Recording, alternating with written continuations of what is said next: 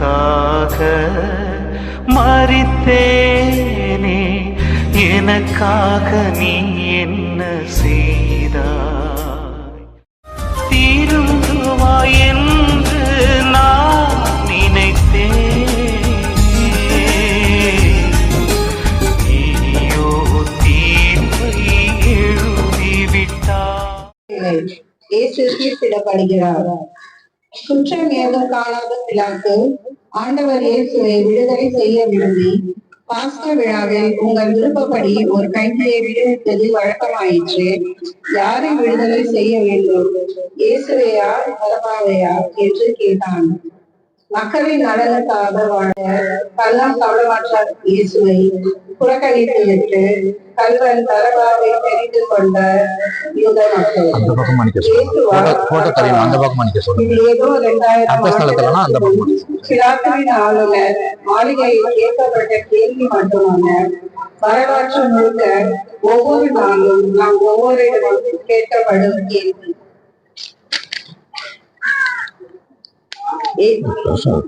இயேசுவா 30 வெள்ளிக்காசா என்ற கேள்விக்கு யூதாஸின் பதில் 30 வெள்ளிக்காசுகள்.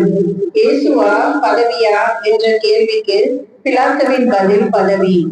இயேசுவா கோயில் மரபுகளா என்ற கேள்விக்கு யூத சமுதாய தலைவர்களின் பதில் கோயில் மரபுகள்.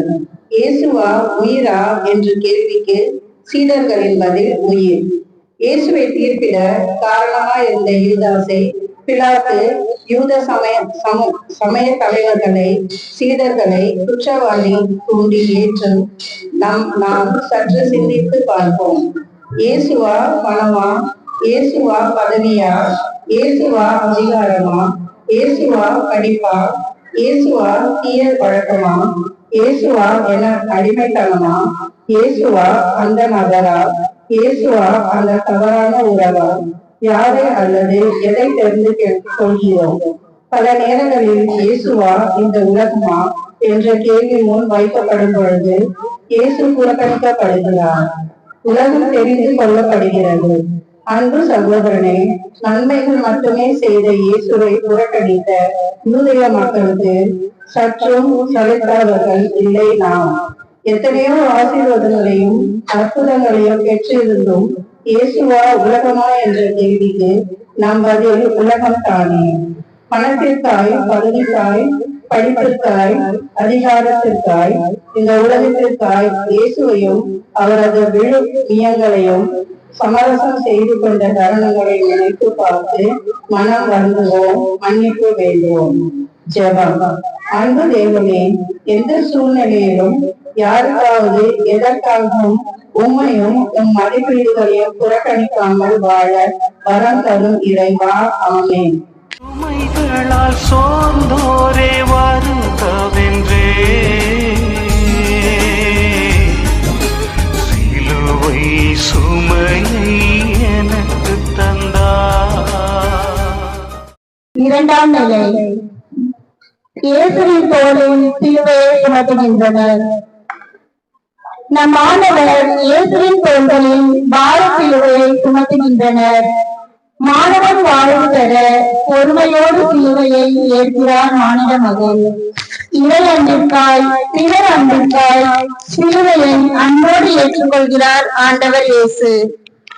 சிலுவை இல்லாத கிறிஸ்தவனும் இல்லை, சிலுவை இல்லாத கிறிஸ்தவனும் இல்லை. என்னை பின்பற்ற விரும்பும் எவரும் தன்னலம் துறந்து தனது சிலுவையை தூக்கி கொண்டு என்னை பின்தொடரட்டும் என்று துன்பங்களையும் சிலுவைகளையும் கிறிஸ்தவ வாழ்வின் அடிப்படையாய் கட்டமைக்கிறார் ஆண்டவர் இயேசு. ஏன் இந்த சிலுவைகள்? சிலுவை சுமக்கும் போது கிறிஸ்துவின் பாடுகளில் நாம் பங்கெடுக்கிறோம். சிலுவை சுமக்கும் போது துன்பத்திலும் இறைவனுக்கு பிரமாணிக்கமாய் வாழ்ந்த யோபு போல நம் தகுதி மெய்ப்பிக்கப்படுகின்றது. சிலுவை சுமக்கும் போது நெருப்பிலிட்ட பொன் தூய்மையாவது போல பாவ கரைகள் நீங்கி துன்பத்தின் வழியே நாம் தூய்மையாக்கப்படுகின்றோம். சிலுவை வேண்டாம் என்போர் இயேசுவின் சீடராய் இருக்க முடியாது. சிலுவையை மறுதலிக்கும் சோதனை வாழ்நாள் முழுக்க வந்து கொண்டேதான் இருக்கும். இதற்கு ஆண்டவர் இயேசுவும் விதிவிலக்கல்ல. முதல் முறை மரணத்தை முன்னறிவித்த போது பேதுரு துன்பம் வேண்டாம் என அலகையின் குரலாய் ஒலித்தார். அப்பாலே போ சாத்தானே என்று அலகையை வென்றார் ஆண்டவர் இயேசு. கெத்செமனியில் துன்பத்தை ஏற்பதா மறுப்பதா என்ற சோதனையில் என் விருப்பம் அல்ல உன் விருப்பம் நிறைவேறட்டும் என்று அலகையில் வென்றார் ஆண்டவர் இயேசு. சிலுவையில் தொங்கிக் கொண்டிருக்கும் போது கூட நீர் இறைமகன் என்றால் இந்த கல்லை அப்பமாக்கும், மேலே இருந்து கீழே குடியும் என்ற அதே சாத்தான் மக்களின் குரலாய் நீ இறைமகன் என்றால் கீழே இறங்கி வா என இறுதியாய் சோதனைக்கு உட்படுத்தும் போதும் சோதனையில் வென்று சாதனை படைத்தார் ஆண்டவர் இயேசு. போலி போதனைகளுக்கு செவி கொடுத்து சிலுவை அல்லாத துன்பமில்லாத வாழ்வை தேடி ஓடிக்கொண்டிருக்கிறவர்கள் பற்றி புனித பவுல் பிலிப்பியர் 3:18-19 இறைவார்த்தைகளில் கூறுகிறார். இவர்கள் கிறிஸ்துவின் சிலுவைக்கு பகைவராய் நடப்போர், அழிவே அவர்கள் முடிவு, வயிறே அவர்கள் தெய்வம், மானக்கேடு அவர்கள் பெருமை, அவர்கள் விண்ணுலகம் சார்ந்தவை பற்றியல்ல மண்ணுலகம் சார்ந்தவை பற்றியே எண்ணுகின்றனர். நினைவில் கொள்வோம், சிலுவையை பற்றிய செய்தி அழிந்து போகிறவர்களுக்கு மடமை, நமக்கோ அது மீட்பளிக்கும் கருவி. அன்பு சகோதரனே சகோதரியே, உனக்கென்ன நியமிக்கப்பட்டிருக்கிற சிலுவைகளை ஏற்றுக்கொள்ள நீ தயாரா? ஒருவேளை அது வயது முதிர்ந்த உன் பெற்றோராகவோ மாற்றுத்திறனாளியான உன் குழந்தையாகவோ புரிந்து கொள்ளாத உறவாவோ அநியாயமாய் சுமத்தப்படும் பழியாகவோ விமர்சனமாகவோ கூட இருக்கலாம். இயேசுவோடு இணைந்து சிலுவைகளை சுமக்க நீ தயாரா? புனித வெள்ளி இல்லாத உயிர்ப்பு பெருவிழா இல்லை, சிலுவை இல்லாத புதிய வாழ்வும் இல்லை. ஜெபம். அன்பு தெய்வமே, எனக்கு நியமிக்கப்பட்டிருக்கிற சிலுவைகளை பொறுமையோடும் அன்போடும் ஏற்றுக்கொள்ள வரம் தாரும். ஆமென். முதல் கடவுளை தேடச் சொன்னேன், முதல் முறை தரையில் தள்ளிவிட்டார். மூன்றாம் நிலை. முதல் முறை கீழே விழுகிறார் ஆண்டவர் இயேசு. ஆண்டவர் இயேசு முதல் முறை கீழே விழுகிறார். முதல் பெற்றோரின் பாவத்தால் தவறி விழுந்த மானுடத்தை எழுப்ப கீழே விழுகிறார் ஆண்டவர் இயேசு. விழுவது தவறல்ல, விழுந்தே கிடப்பதுதான் தவறு. பாவத்தில் விழுந்து கிடக்கும் நாம் நம் ஆண்டவர் இயேசுவோடு எழுந்து நடக்க தயாரா? உயிரினும் மேலாய் அன்பு செய்த நேச தந்தையை உதறி சென்று ஊதாரித்தனமாய் செலவழித்து அனைத்தையும் இழந்த இளைய மகன் பன்றி கூட்டத்தில் பாவ சேற்றில் இருந்தபோது அறிவு தெளிவு பெற்றவனாய் விழுந்து கிடந்த இடத்தை விட்டு எழுந்து தந்தையின் இல்லத்தை நோக்கி நடக்கிறான். ஆதாம், நீ எங்கே இருக்கிறாய் என்ற இறைவனின் குரல் நம்மை பார்த்து ஒலிக்கிறது. அன்பு மகனே, மகளே, நீ எங்கே இருக்கிறாய்? பாவ சேற்றிலா, இல்லை பறிவு கொண்ட நம் தந்தையின் இல்லத்திலா? இந்த தவக்காலம் முழுவதும் இறைவன் நமக்கு கொடுக்கிற செய்தி ஒன்றுதான். பாவ சேற்றில் இருந்து எழுந்து பரிசுத்த தந்தையின் இல்லத்திற்கு திரும்பி வா, எழுந்து வா என்பதுதான். யார் குரலை கேட்கிறோம் நாம்? புதிய வாழ்வுக்கு நம்மை அழைக்கும் ஆவியானவர் குரலையா? இல்லை, இதெல்லாம் பாவமா? எல்லோரும் செய்கிறார்களே, நாளை மனம் மாறிக்கொள்ளலாம், ஒரே ஒரு முறை மட்டும் இதை செய்து கொள்ளலாம் என்று இடறி விழ செய்யும் அழகையின் குரலையா? எழுந்து நட, தயாரா நாம்? திரும்பி வந்த ஊதாரி மகனை ஓடி சென்று இறுக அணைத்த அதே ஊதாரி தந்தை நமக்காகவும் இருகரம் விரித்தவராய் காத்திருக்கிறார். திரும்பி வர நாம் தயார் என்றால் நம்மையும் இறுக அணைத்துக் கொள்ள அவரும் தயாராக இருக்கிறார். ஆண்டவருக்கு நெருக்கமாய் இருந்த சீடர்களே அவரை விட்டு ஓடினர். பேதுரு மறுதளித்தார். யூதாசு காட்டி கொடுத்தார். அன்பு சகோதரனே சகோதரியே, ஒரு காலத்தில் ஆண்டவருக்கு நெருக்கமாய் இருந்த நீ இன்று எங்கு இருக்கின்றாய்? அன்று எபேசு திரு அவையை பார்த்து முதலில் உன்னிடம் விளங்கிய அன்பு இப்போது இல்லை என்றார் ஆண்டவர். இன்று உன்னை பார்த்து கூறுகிறார், முதலில் உன்னிடம் விளங்கிய அன்பு இப்போது இல்லை, என்னிடம் திரும்பி வா, திரும்பி வா என்று அழைக்கிறார். நம் ஆண்டவர் இயேசு உனக்காய் காத்திருக்கும் பாச தந்தைக்கு உன் பதில் என்ன? எழுந்து உன் படுக்கையை எடுத்துக்கொண்டு நட என்று முடக்கவாதமுற்றவரை நோக்கி சொன்ன அதே ஆண்டவர் உன்னிடமும் உன் பாவத்தை விட்டு எழுந்து நட என்கிறார். இன்று உன் பதில் என்ன? தந்தையின் வீட்டுக்கு திரும்பி வர நீ தயாரா? ஜெபம். அன்பு தெய்வமே, அழைக்கும் குரல் கேட்டு பாவ சேற்றிலிருந்து எழுந்து தந்தையின் வீட்டுக்கு திரும்பி வரும் வரம் தாரும். ஆமீன். அருள் மீது நிறைந்த என் தாயை சந்தியில் சந்தித்து துடிக்கச் செய்தார். ஆண்டாம் நிலை. அன்னையை சந்திக்கிறார் ஆண்டவர் இயேசு. ஆண்டவர் இயேசு சிலுவையின் பாதையில் அன்னையை சந்திக்கிறார். இறைவனின் திட்டத்திற்கு ஆம் என்று தன்மையை ஒப்புக் கொடுத்த அன்னை துணிவோடு கடவுளின் திட்டத்தை ஏற்க ஊக்குவிக்கிறார். அன்னையின் வார்த்தைகள் ஆண்டவர் இயேசுவிற்கு புதிய தெம்பை தந்திருக்கும், தொடர்ந்து பயணிக்க பலம் கொடுத்திருக்கும். அன்னையின் வார்த்தைகளைப் போல நம் வார்த்தைகள் பிறரின் வாழ்விற்கும் வளர்ச்சிக்கும் உதவுகின்றனவா? இல்லை, பிறரை தளரவும் தாழவும் செய்கின்றனவா? சிந்திப்போம். வார்த்தைகளுக்கு ஆற்றல் உண்டு. ஒரு சிறு பாராட்டு நம்மை மகிழ்விக்கும், ஒரு சிறு விமர்சனம் நம்மை தளர்ந்து போக செய்யும், ஒரு சிறு ஏளனம் நம்மை கோபமூட்டும். ஆம், வார்த்தைகள் கத்தியை போன்றது. அறுவை சிகிச்சை செய்யவும் முடியும், ஆளை கொல்லவும் முடியும். எப்படிப்பட்ட வார்த்தைகளை நாம் பேசிக் கொண்டிருக்கிறோம்? அடுத்தவர் குறைகளையும் பலவீனங்களையும் எல்லோருக்கும் முன் படம் பிடித்து காட்டி அவர்களை கூனி குறுக செய்கின்றோமா? விமர்சனம் என்ற பெயரில் அடுத்தவர் வளர்ச்சியை தடுத்து கொண்டிருக்கிறோமா? தடைக்கல்லாக இருக்கிறோமா?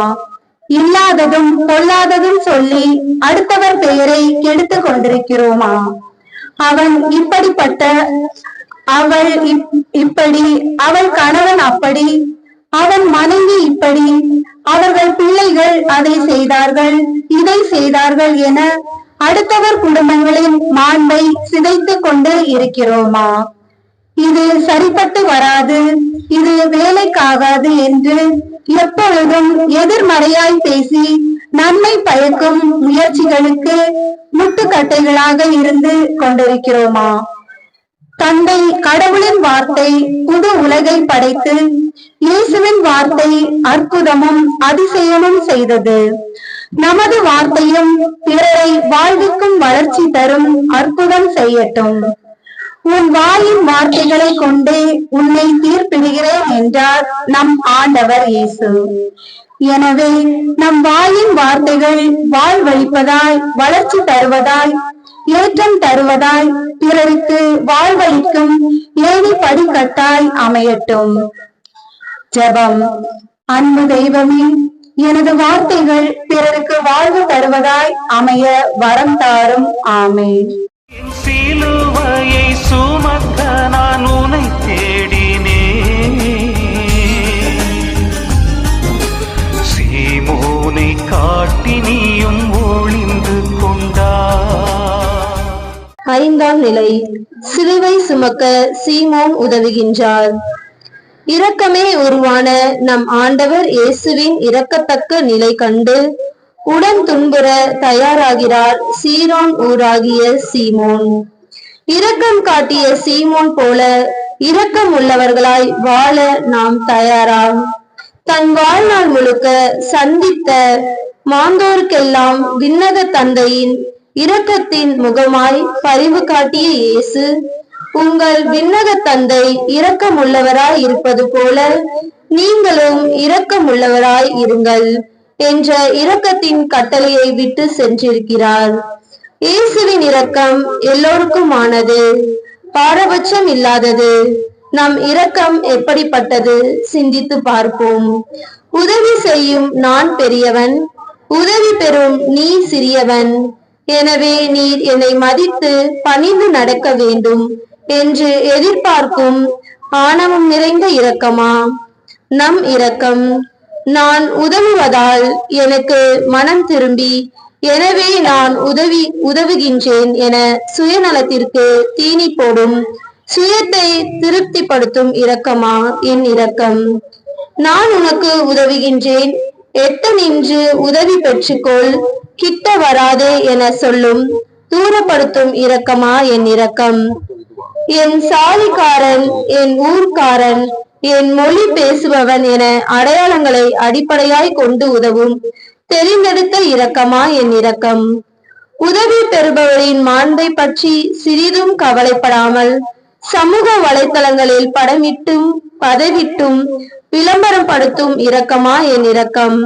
இல்லை, நல்லோர் மேலும் தீயோர் மேலும் மழை பொழியும் விண்ணக தந்தையை போல சக மனிதனின் துன்பத்தை கண்டு உடன் துன்புறும் உண்மை இரக்கமா என் இரக்கம்? துன்புறுவோரை கண்டு பரிதாபம் கொள்வதல்ல, மாறாய் நல்ல சமாரியரை போல இழிநிலையில் உள்ளோரை கண்டு உடன் துன்புறுவதே உண்மையான இரக்கம்.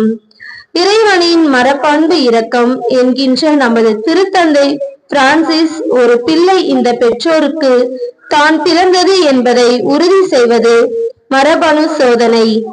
அதுபோல ஒருவர் எவ்வளவு தூரம் விண்ணக தந்தையின் அன்பு பிள்ளையாய் இருக்கின்றார் என்பது ஒருவர் எவ்வளவு தூரம் இரக்கமுள்ளவராய் இருக்கின்றார் என்பதை கொண்டுதான் அறிய முடியும். இரக்கமுள்ளவர்களே இறைவனின் பிள்ளைகள். விண்ணகத்தில் செல்லும் கடவுச்சீட்டு இரக்கமே என்கின்றார் நமது திருத்தந்தை. இழிநிலையில் இரக்கத்தக்க நிலையில் உள்ள மாந்தருக்கு இரக்கம் காட்டும் போதெல்லாம் இறைவனுக்கே நாம் சேவை செய்கின்றோம். உருகுலைந்த இயேசுவின் இருபுறமும் சிலுவையில் அடியில் நின்ற அன்னை மரியாளை போல, யோவானை போல நாமம் உடைக்கப்பட்ட, ஒதுக்கப்பட, ஓரங்கட்டப்பட மாந்தரோடு உடன் துன்புற தயாராக வேண்டும். இரக்கமிகு தந்தையின் இரக்கத்தின் முகமாய் துன்புறுவோரோடு உடன் துன்புற நாமும் தயாராவோம். ஜெபம். அன்பு இயேசுவே, துன்புறும் மனிதர்களில் உம்மை கண்டு உமக்கே பணிபுரிய வரம் தாரும். ஆமென். துடைத்தாள் என் முகம் தந்தே, ஈகம் மகம் சரிபாதி ஏற்க மறுத்தார். 6ஆம் நிலை. இயேசுவின் முகத்தை துடைக்கிறார் வெரோனிகா. கலைப்பாலும் கசையடிகளாலும் சிலுவை பாரத்தாலும் சோர்ந்து போன இயேசுவின் முகத்தை துடைத்து ஆறுதல் தருகிறார் வெரோனிகா. யாரும் உதவ முன்வராத போதும் ஓடி சென்று உதவும் வீரப்பெண் வெரோனிகா போல பிறரின் துன்பங்களை கண்டு ஓடி உதவும் மனம் கொண்டவர்களா நாம்? இல்லை. தேவையில் இருக்கும் மனிதரை கண்டும் காணாமல் கடந்து செல்லும் கல்நெஞ்சக்காரரா நாம்? நினைவில் கொள்வோம், கடவுள் நம்மை ஆசீர்வதிப்பதே நாம் பிறரை ஆசீர்வதிப்போம், பிறருக்கு ஆசீர்வாதமாய் இருப்போம் என்ற நம்பிக்கையில்தான். இறைவன் நமக்கு கொடுத்திருக்கும் ஆசீர்வாதங்களை கொண்டு நுகர்வு கலாச்சார அடிமைகளாய் தேவைக்கு அதிகமாய் அனாவசியமாய் பொருட்களை வாங்கி குவிக்கும் நுகர்வு வெறி பிடித்த சுயநலவாதிகளா நாம்? இல்லை. நமக்கு கொடுக்கப்பட்ட ஆசீரை பிறரோடு பகிர்ந்து அவர்களும் வாழ்வு பெற வழி செய்யும் இறைவனின் அன்பு பிள்ளைகளா நாம். பாவம் 2 வகைப்படும். தீய செயல்களை செய்வது மட்டும் பாவம் அல்ல, மாறால் புண்ணியங்கள் செய்த தவறுவதும் பாவமே. வாய்ப்பும் வசதியும் இருந்து நன்மை செய்ய மறுப்போம் எனில் அதுவும் பாவமே. செல்வந்தரும் லாசரும் உவமையை சிந்திப்போம். அந்த பணக்காரன் செய்த பாவம் என்ன? நாய்கள் நக்கும் புண்களோடு இருந்த லாசரை தனது வீட்டின் வாசலில் தங்க அனுமதிக்கிறார். மேசையிலிருந்து கீழே விழும் உணவை உண்ணவும் அனுமதிக்கிறார். ஆனால் இறந்த பின் கொடிய நரகத்திற்கு ஆளாக்கப்படுகிறார் அந்த செல்வந்தர். காரணம், உதவக்கூடிய வாய்ப்பு வசதியும் இருந்தும் உதவ மனமில்லாது இருந்ததால் தான். தேவையில் இருப்பவரை கண்டும் காணாமல் கடந்து சென்றதால் தான். நம் திருத்தந்தை கூறுகிறார், 21ஆம் நூற்றாண்டின் மிகப்பெரிய பாவம் கண்டு கொள்ளாமை. நம் ஆண்டவர் நமக்கு கற்றுத் தருகிறார், இந்த சின்னஞ்சிறிய சகோதரர்களுக்கு செய்த போதெல்லாம் எனக்கே செய்தீர்கள் என்று.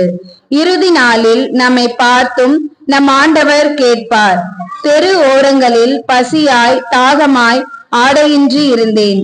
உன் வீட்டு அருகில் படிக்க வசதியின்றி தவித்திருந்தேன்.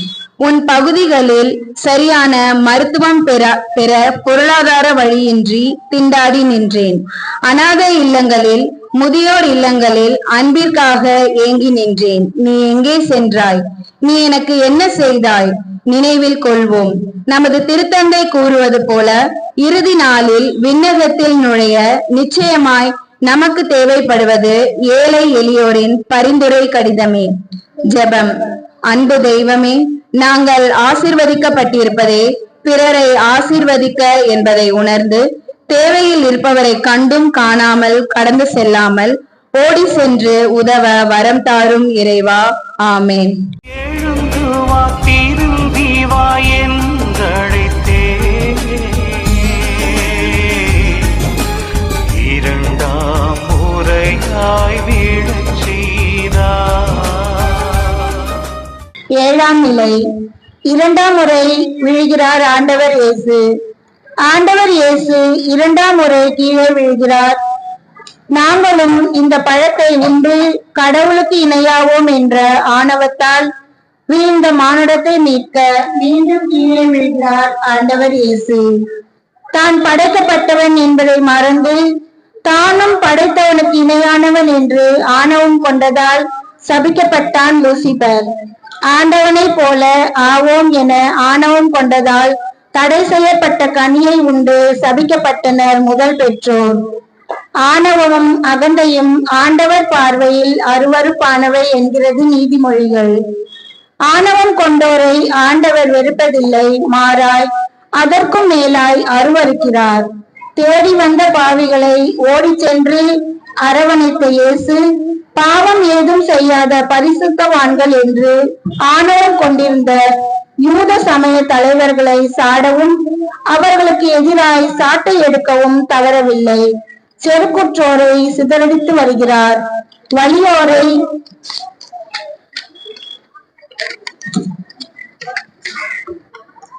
அரியணையில் நின்று தூக்கி எறிகின்றார் என பாடுகிறார் நம் அன்னை. ஆம், செருக்குற்றோரை தூக்கி எறிந்து விடுகிறார் நம் ஆண்டவர். ஆணவம் கொடிய பாவம், எல்லா பாவங்களுக்கும் ஆணிவேர். அதனால்தான் தலையான பாவங்களிலும் முதன்மையான பாவமாய் அகங்காரத்தை முன்னிறுத்துகிறது திரு அவை. உத்தரிக்கிற நிலை என்பது நான் என்ற எண்ணம் துளியும் இல்லாமல் நம்மை தூய்மைப்படுத்தும் இடம் என்பார் ஓர் இறையேலார். அன்பு சகோதரனே, சகோதரியே, நாம் எப்படிப்பட்டவராய் இருக்கிறோம்? நமது குடும்பத்தில் பணி செய்கிற இடங்களில் நான் சொல்வதுதான் நடக்க வேண்டும், நான் பெரியவனாய் இருக்க வேண்டும், எல்லோரும் என் பேச்சை கேட்க வேண்டும், எல்லோரும் என்னை மதிக்க வேண்டும் என்ற அகந்தையோடு இருக்கின்றோமா?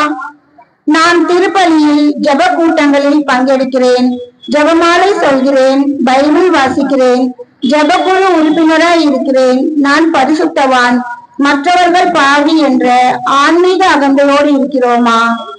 பங்கு சமூகத்தில் எனது சுயநலனுக்காய் என் பெயர் பெருமைக்காக நான் என்ற எண்ணத்தோடு பொது நலனுக்காய் முன்னெடுக்கும் முன்னெடுப்புகளுக்கு முட்டுக்கட்டையாய் தடை செய்து கொண்டும் விமர்சித்து கொண்டும் ஆலயத்தை வைத்து அரசியல் செய்து கொண்டிருக்கிறேனா? எனக்கு கொடுக்கப்பட்டுள்ள பொறுப்புகளை அதிகாரங்களாய் எண்ணி பிறரை அடக்கி ஆளவும் அடிமைப்படுத்தவும் பயன்படுத்துகின்றேனா? அப்படியெனில் நானும் லூசிபரோடும் முதல் பெற்றோரோடும் கைகோர்த்து நின்று கொண்டிருக்கிறேன் என்பதுதான் பொருள். நினைவில் கொள்வோம், ஆணவமும் ஆன்மீக அகந்தையும் கொண்ட பரிசெயரின் ஜெபத்தை அல்ல, தாழ்ச்சியும் உடைந்த உள்ளமும் கொண்ட வரி தண்டுபவரின் ஜெபத்தையே இறைவன் ஏற்றுக்கொண்டார். ஆணவமும் அகந்தையும் ஆண்டவர் பார்வையில் அருவருப்பானவை. ஜெபம். அன்பு தெய்வமே, என் அகந்தையை அகற்றி தாழ்ச்சி நிறை உள்ளத்தோடு வாழ வரம் தாரும் இறைவா. ஆமென். அழுதார் அழுதார் அன்புடையார், ஐயோ அதையும் கேலி செய்தார். 8ஆம் நிலை. எருசலேம் பெண்களின் கண்ணீர். சிலுவை சுமக்கும் ஆண்டவர் இயேசுவை கண்டு கண்ணீர் விடுகின்றனர் எருசலேம் பெண்கள். எத்தனையோ கைதிகள் சிலுவையில் அறையப்பட்டிருந்தாலும் யாருக்கும் அழாத கண்கள் நம் ஆண்டவர் இயேசுவிற்காய் கண்ணீர் விடுவது ஏன்? யூத சமூகம் ஆணாதிக்க சமூகம். ஒவ்வொரு யூத ஆணும் தனது அன்றாட ஜெபத்தில், இறைவா, என்னை புறவினத்தானாகவோ அடிமையாகவோ பெண்ணாகவோ படைக்காததற்கு நன்றி என்று ஜெபிக்கும் அளவிற்கு பெண்களை 2ஆம் தர குடிமக்களாய் நடத்திய கொடிய சமூகம் அது. பெண்கள் பொதுவெளியில் வரக்கூடாது, ஆலயத்தில் கடைசியில் தான் நிற்க வேண்டும், பேசக்கூடாது, படிக்க கூடாது என கட்டுப்பாடுகள் விதித்த யூதர்களுக்கு நடுவில் பெண்களையும் தம் சீடத்திகளாய் ஏற்றுக்கொண்டு இறையாட்சி பணியாளர்களாய் அவர்களை அங்கீகரித்தார் ஆண்டவர் இயேசு. அவர்களும் விண்ணக தந்தையின் அன்பு பிள்ளைகள், மாண்பிற்குரியவர்கள், மதிக்கப்பட வேண்டியவர்கள் என சமமாய் மதித்தார் நம் ஆண்டவர்.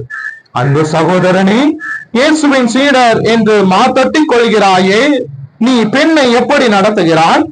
உன் வீட்டில் இருக்கும் உன் மனைவியை, மகளை, தாயை, சகோதரியை அன்போடு நடத்துகிறாயா? வீட்டு பெண்களின் கருத்துக்களை காது கொடுத்து கேட்கிறாயா? அல்லது நான் வைத்ததுதான் சட்டம் என ஆணாதிக்கவாதியாய் வலம் வருகிறாயா? பெண் என்பவள் எப்பொழுதும் ஆணுக்கு கீழ்தான் என அவர்களின் மாண்பை மதியாமல் நடக்கிறாயா? பெண்ணை வெறும் போக பொருளாய் பார்த்து பொதுவெளியிலும் பணியிடங்களிலும் வீடுகளிலும் ஆபாச பேச்சுகளாலும் அருவருப்பான பார்வைகளாலும் பாலியல் சீண்டல்களாலும் அவர்களை கூணி குறுக செய்கிறாயா? நான் மாதா பக்தன் என்று அன்னையின் திருத்தலங்களுக்கு பயணம் செய்வதும், அன்னைக்காய் தேர் சுமப்பதும், மாலையிடுவதும், பாத யாத்திரை செய்வது என்னும் பக்தி முயற்சிகளில் ஈடுபட்டு விட்டு அன்னை மரியாவின் மறு உருவாயிருக்கும் பெண்களை மதிக்கவில்லை எனில், சமமாய் நீ நடத்தவில்லை எனில் உன் வழிபாடுகளால் பயன் என்ன? அவை அனைத்தும் வெற்று சடங்குகளும் பகட்டு பக்தியுமே அன்றி வேறென்ன? இயேசுவை போல பெண்களை சமமாய் மதிக்க அவர்களின் மாண்பை போற்ற நீ தயாரா? ஜெபம். அன்பு தெய்வமே, பெண்களும் உன் பிள்ளைகள் என்பதை உணர்ந்து அவர்களின் மாண்பை மதிக்க வரம் தா இறைவா, உம்மை வேண்டுகின்றோம். ஆமேன். உறவே உறவே மனிதம் என்றே உடைத்து உடைந்து தள்ளிவிட்டார். இயேசு 3ஆம் முறை கீழே விழுகிறார். ஆண்டவர் இயேசு 3ஆம் முறை கீழே விழுகிறார். மன்னியுங்கள், மன்னிப்பு பெறுவீர்கள் என்ற இயேசுவின் வார்த்தைகளை மீறி மன்னிக்க மனமில்லாது வாழும் நமக்காய் இயேசு 3ஆம் முறை கீழே விழுகிறார். இயேசுவுக்கு மிகவும் பிடித்த வார்த்தை மன்னிப்பு. அவர் ஒருபோதும் மனம் திருந்தியவரை மன்னிக்க தவறுவதில்லை. குற்றம் உணர்ந்த நொறுங்கிய உள்ளத்தை அவர் அவமதிப்பதில்லை. நமது திருத்தந்தை கூறுகிறார், நம் விண்ணக தந்தை நம்மை மன்னிக்க ஒருபோதும் சோர்ந்து போவதில்லை. மாறாக நாம் தான் மன்னிப்பு கேட்பதில் சோர்ந்து போகிறோம். என்று ஒவ்வொரு முறையும் ஒப்புரவு அருட்சாதனத்தில் நமது கொடிய அருவருக்கத்தக்க திரும்ப திரும்ப செய்கின்ற எல்லா பாவங்களையும் அறிக்கையிடும்போது நம்மை இறுக அணைத்து மன்னிப்பு வழங்கும் அன்பு தந்தை நம்மிடம் எதிர்பார்த்தது அவரை போல இரக்கமுள்ளவர்களாய் பிறரின் குற்றங்களை மன்னிக்க வேண்டும் என்பதுதான். நிபந்தனையின்றி அன்பையும் இரக்கத்தையும் அருளையும் பொழியும் இறைவன் மன்னிப்பை மட்டும் நிபந்தனையோடு தருகின்றார். நீங்கள் பிறர் குற்றங்களை மன்னிப்பீர்கள் என்றால் உங்கள் விண்ணக தந்தையும் உங்கள் குற்றங்களை மன்னிப்பார் என்கிறார் நம் ஆண்டவர். எந்த அளவையால் அளக்கிறோமோ அதே அளவையால் நமக்கும் அளக்கப்படும். எவ்வளவு தூரம் பிறர் குற்றங்களை மன்னிக்கிறோமோ அவ்வளவு தூரம் நம் குற்றங்களும் மன்னிக்கப்படும். நமது கொடிய அருவருக்கத்தக்க பாவங்களை எல்லாம் இறைவன் மன்னிக்க வேண்டும் என எதிர்பார்க்கும் நாம் பிறரின் சின்னஞ்சிறிய குறைகளையும் அவர்கள் பேசிய வார்த்தைகளையும் செய்த செயல்களையும் மன்னிக்காமல் இருந்தால் எப்படி?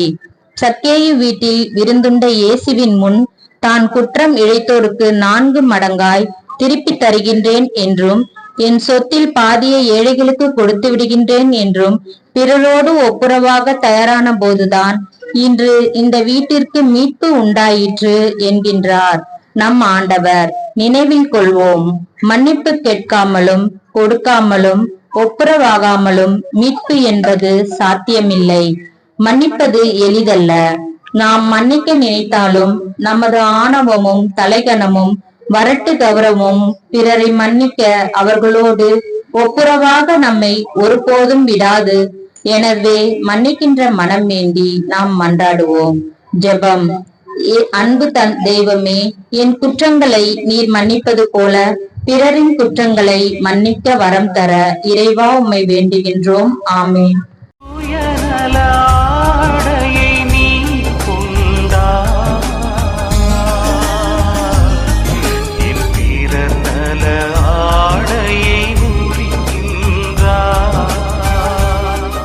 பத்தாம் நிலை. இயேசுவின் ஆடைகளை உரிக்கிறார்கள். ஆண்டவராகிய கடவுள் மனிதனுக்கும் அவன் மனைவிக்கும் தோல் ஆடைகள் செய்து அவர்கள் அணிய செய்தார். பிறருடைய மேலாடையை அடக்காக நீ வாங்கினால் கதிரவன் மறையும் முன் அதை அவரிடம் திருப்பி கொடுத்து விடு என்ற வார்த்தைகள் ஒருபோதும் அவர்கள் மனதில் இருந்ததில்லை. ஆகவே தான் கொடூர மனம் கொண்ட மனிதர்களை உடலோடு ஒட்டியிருந்த ஆடையை உரித்து தங்களுக்குள் பகிர்ந்து கொண்டார்கள். பிறர் மனதை கெடுக்க அரைக்குறை ஆடை, தன் மனதை கெடுக்க ஜன்னல் வைத்த ஆடை, தன்னை கேவலமாக காட்ட குட்டை ஆடை, பணத்திமிரை காட்ட பட்டு ஆடை, நவநாகரிகத்தை காட்ட ஒளி புகும் ஆடை, மற்றவர் கண்களை கவர உடலோடு ஒட்டிய ஆடை, பிறரை கவர்ந்திருக்க சல்லாடை போன்ற ஆடை. இப்படிப்பட்ட ஆடைகள் மாற்றி கொண்டிருக்கும் மனிதர்களாகவும் அப்படிப்பட்ட மனிதர்கள் மத்தியில் வாழ்ந்து கொண்டிருக்கிறோம். ஆனால் ஆண்டவராகிய கடவுள் மனிதனுக்கும் அவன் மனைவிக்கும் தோல் ஆடைகள் செய்து அவர்கள் அணிய செய்தார். தோல் ஆடையை மனிதருக்கு கொடுத்தவருக்கு ஆடைகள் தோலோடு ஒட்டியிருந்த ஆடைகளை உரித்து கதறவிட்டது நம் பாவங்கள் என்பதை மறந்துவிடக் கூடாது. ஜெபம். இறைவா, உம்முடைய உடைகள் உரிக்கப்பட்டது போல எங்களுடைய உள்ளங்களும் உரிக்கப்பட்டு நல்லவர்களாக வாழ அருள் தாரும். ஆமேன்.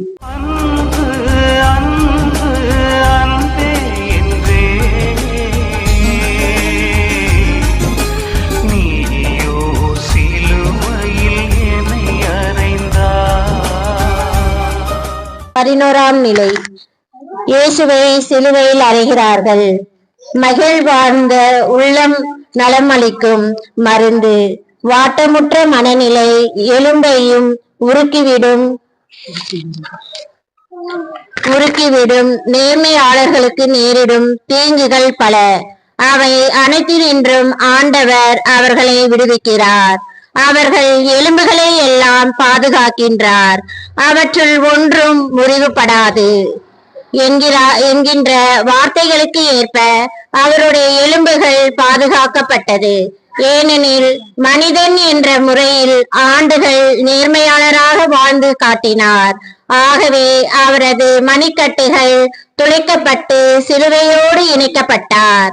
நம் எலும்புகள் அதிகாரத்தோடு கட்டி இழுத்து சென்ற எலும்புகள், அகங்காரத்தோடு கசையால் அடிக்கப்பட்ட உதவிய எலும்புகள், ஆவணத்தோடு முள் பின்னி அழுத்திய எலும்புகள், பலன் கொண்டு தடியால் அடித்த எலும்புகள், சக்தி கொண்டு கன்னத்தில் அறையும் எலும்புகள், வலு கொண்டு ஆணி அடித்த எலும்புகள், பிறர் சாயும் பொழுது தாங்கி பிடிக்காத எலும்புகள், தேடி சென்று தாக்கும் எலும்புகள், இப்படிப்பட்ட அநியாயம் செய்யும் எலும்புகளை கொண்டு வாழும் நாம் தான் இயேசுவை ஆணியால் அறைந்தோம். உன்னை நீ ஒரு ஞானி என்று எண்ணிக்கொள்ளாதே. ஆண்டவருக்கு அஞ்சி தீமையை அறவே விலக்கி, அப்பொழுது உன் உடல் நலம் பெறும், உன் எலும்புகள் உரம் பெறும் என்னும் வார்த்தைகளுக்கு ஏற்ப உரம் பெற்ற அவரது எலும்புகள் 5 மணி நேரம் அவரது உடலை சிலுவையில் தொங்க உதவியது. ஒருவேளை அதே இடத்தில் நாம் இருந்தால் எவ்வளவு நேரம் நம் எலும்புகள் தாங்கும்? ஜபம். மகிழ்வாழ்ந்த உள்ளம் நலமளிக்கும் மருந்து. வாட்டமுற்ற மனநிலை எலும்பையும் உருக்கிவிடும் என்னும் வார்த்தைக்கு ஏற்ப எங்கள் மனநிலை எப்போதும் உம்மை போற்றி இருக்க செய்தருளும். இதற்கு மேல் என்ன நான் தருவேன்? உயிரையும் தந்தேன் உனக்காயோ. 2ஆம் நிலை. இயேசு சிலுவையில் உயிர் விடுகின்றார். கடவுளே, நீரே என் இறைவன், உம்மையே நான் நாடுகின்றேன்.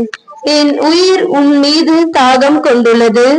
நீரின்றி வறண்ட தரிசு நிலம் போல என் உடல் உமக்காக ஏங்குகின்றது என்ற வார்த்தைகளை இங்கே நிறைவேற்றுகின்றன. உயிர்விடும் முன் இயேசுவுக்கு ஒருவர் புளித்த திராட்சை ரசத்தை எடுத்து கோலிலே மாட்டி அவருக்கு குடிக்க கொடுத்தார்கள். அதை சுவைக்காமல், தந்தையே உன் கையில் என் ஆவியை ஒப்படைக்கின்றேன் என்று கூறி உயிர் விட்டார். எல்லோயி எல்லோயி யோமா சபக்தானி, என் நிறைவா என் நிறைவா ஏன் என்னை கைவிட்டீர் என்று உரக்க கத்தினார். நாம் உரக்க கத்துவது மற்றவரை எரிச்சலடைய வைப்பது, உயிர் தந்த தந்தையை உதாசீனம் செய்வது, உயிர் ஊட்டி வளர்த்த தாயை ஏளனம் செய்வது, உயிரினும் உயிரான உடன்பிறப்பை கோபப்படுத்துவது, தன் உயிரை வளர்த்த துணையை அடிமைப்படுத்துவது, தன் தேவைக்காக தற்கொலை செய்து கொள்ள தூண்டுவது, உயிருள்ள தேவனை மறந்து வாழும் உயிர் கொடுத்த தேவனை விலக்கி சென்ற உயிர். இப்படிப்பட்ட உயிரை கொண்டுள்ள நாம் என்ன செய்ய வேண்டும்? கடவுளின் செயலுக்காக நான் மௌனமாய் காத்திருக்கின்றேன். எனக்கு மீட்பு கிடைப்பது அவரிடமிருந்தே என்பதை இயேசு உணர்த்திருந்தார். ஆகவே மௌனமாக இருந்தார். தந்தையின் திருவுளம் நிறைவேறுகிறது என்பதை உணர்ந்த கடவுள் தன் மகன் படும் பாடுகளை கண்டு மீட்பு திட்டம் நிறைவேற்றிற்று என்று சொல்லி அமைதி காத்தார். நம் உயிர் என்ன செய்கின்றது? ஜெபம். அப்பொழுது ஆண்டவர் நிலத்தின் மண்ணால் மனிதனை உருவாக்கி அவன் நாசிகளில் உயிர் மூச்சை ஊத மனிதன் உயிர் உள்ளவன் ஆனான். மனிதருக்கு உயிர் மூச்சை கொடுத்தவாறு நாசிகள் உயிரற்று கிடக்கின்றது. நானும் உயிர் விடும் நேரம் கடவுளை மட்டும் நேசிக்க அருள் தாரும். பாசத்தின் மடியில் என்னையும்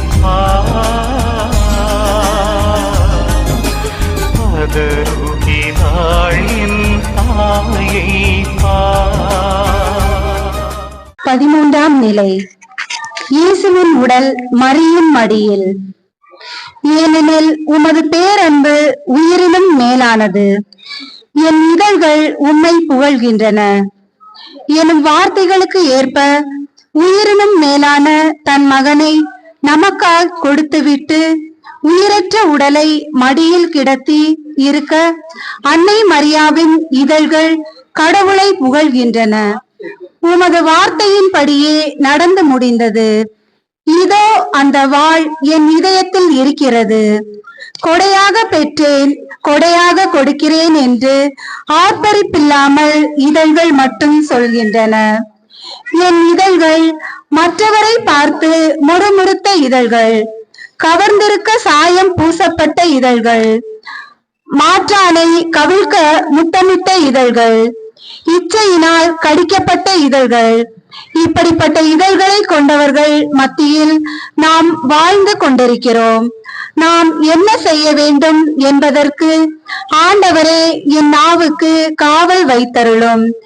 என் இதழ்களின் வாயிலில் காவலாளியை வைத்தருளும் என்று நாம் சொல்ல வேண்டும்.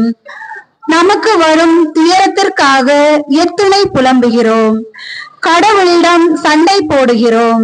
இங்கே மரியா அமைதி காக்கிறார். ஜெபம். என் தலைவரே, என் இதழ்களை திறந்தருளும், அப்பொழுது என் வாய் உமக்கு புகழ் சாற்றிடும் என்கிற வார்த்தைகளுக்கு ஏற்ப எங்களை பாதுகாத்தருளும். ஆமேன். நான் புதைந்தேன் என நீ வருந்தாதே, நான் புதையும் வரை உயிர்க்காதே. 14ஆம் நிலை. இயேசுவின் உடலை அடக்கம் செய்கிறார்கள்.